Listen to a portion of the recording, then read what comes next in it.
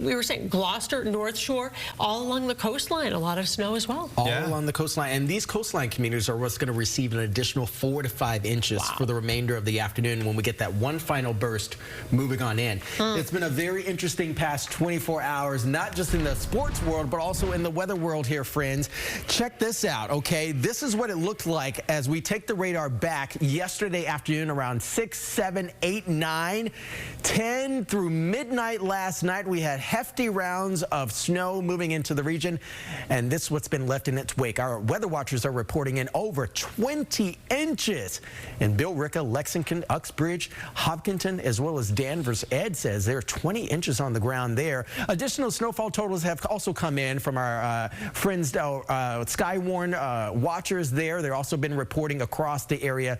West Peabody over 20.5 inches. Boston just under 19.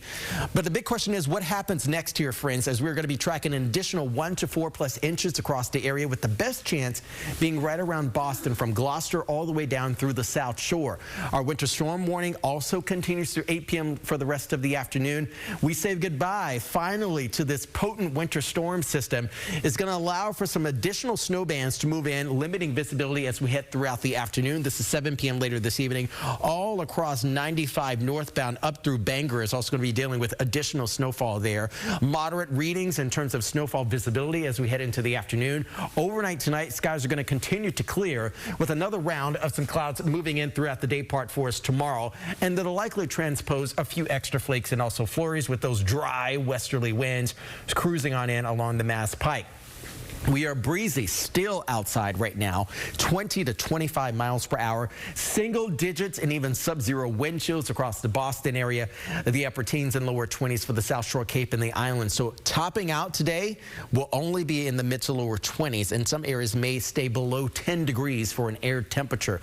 Back overnight tonight, back into the upper single digits, but the Arctic plunge of air is going to be setting up shop yet again for the latter half of the weekend. So we remain a bit more on the cold side of things throughout the rest of the week. What we do know as of right now, as we start to look at your upcoming weekend, there is the likelihood for yet another winter storm roaring up the Atlantic coast. The impact, snow, wind, and also the coastline communities, that is still TBD as of right now. And we also have to talk about high tides for this upcoming weekend as well. The properties of a nor'easter could likely be posing a bit more of a likelihood rather than a possibility as we hone in on the weekend. More frigid air again between Friday and Saturday, meeting up with Gulf moisture and abundant moisture as of that. As we start to talk about Friday and Saturday unfold, Friday is going to be largely dry. Saturday is going to be largely dry, increasing clouds throughout the afternoon and evening hours for us on Saturday. And then look at this. Oh boy, yeah, it's going to be happening again between Saturday night. This is stopping the clock at 8 p.m. Light to moderate snow bands there, becoming pretty heavy as we get throughout the evening, and certainly the overnight waking up on Sunday. This could actually be more or less a Sunday type of event, just like we had yesterday with high tides roughly around 11 feet. Flood stage is 12.5 feet. So it's going to be a very cold next several days across the region, Chris.